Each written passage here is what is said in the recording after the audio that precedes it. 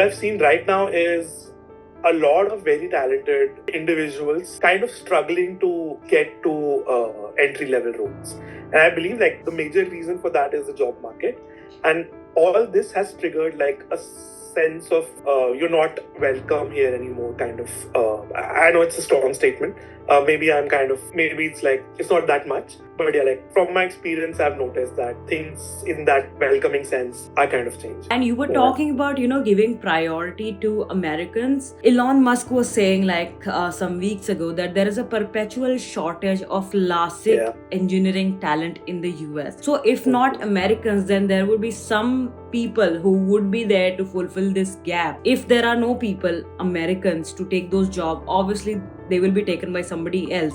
But even then, this sentiment is growing. So how does that make you feel? I agree that there is a shortage, but the thing is that people that are getting affected by this don't want to admit it. I was reading a study which said that for all the STEM degrees, Americans fall short by probably 80% in these master's programs, and it's mostly taken by all the immigrants, mostly Indians and Chinese. Two things cannot coexist. America has to decide either it wants to keep its technological advantage and the edge that it has had for a long time. For that, it has to make sure that all the jobs that are available here because of the wonderful opportunities that are available are fulfilled.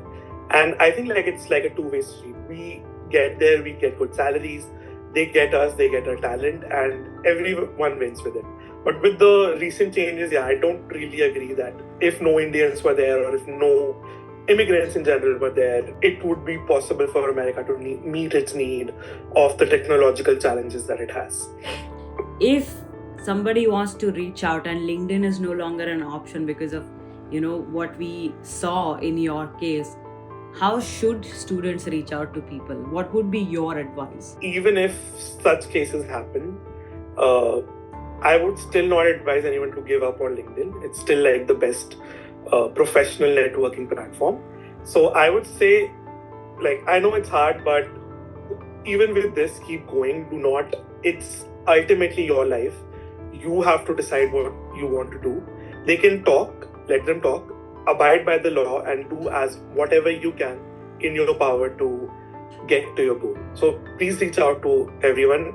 I just want to call out that for this one person that was not so kind, I think there were thousands of people that were very kind, that showed support on LinkedIn. So don't obsess over some people that are not so welcoming. Think otherwise and focus on the more positive atmosphere and just reach out to people. Something or the other will work out. What motivated you to pursue a master's degree in the US, and how exactly did you choose your university? I was always good with mathematics, and maths was a core interest of mine. Along with that, I really liked to model real world problems as much as I could. And with my research, I knew that data science was indeed the future, along with AI and ML. So those were the few factors that really helped me to pursue studies abroad. And one thing about the university that I got, Indiana University, when I applied, it was a public Ivy. That meant that it offered world-class education and it offered the best scholarship at the best rates. So all these factors combined, I decided to pursue my journey towards masters in Indiana University. We don't see a lot of students choosing state universities because of the buzz around Ivy League and private universities.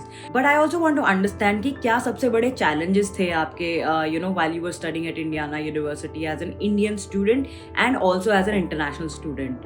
Yeah, so I would say that आसान तो नहीं था. It wasn't easy to uproot your life and come to a country where you do not know anyone.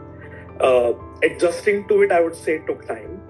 Along with that, the culture part was good. It was mostly welcoming, and I kind of enjoyed that. Most people seemed helpful and reasonable. And when it came to the quality of the teachers, most of them were brilliant. They had so much passion towards what they were teaching. So all in all, it was two sides of the it was some parts were really good, some parts not that good. But overall, it was challenging, but I think worth it. थोड़ा वो not so good वाले parts के बारे में बताओ कि क्या था ऐसा? Not so good में मैं यही कहूँगा कि the challenge of uprooting your life and coming to a foreign land is in enrich of itself. Like you have to take care of a lot of things yourself. So that is one. The other thing was I won't generalize, but there were instances where I've noticed that some people were not that welcoming to us when it came to us coming to their country to study or look for a job.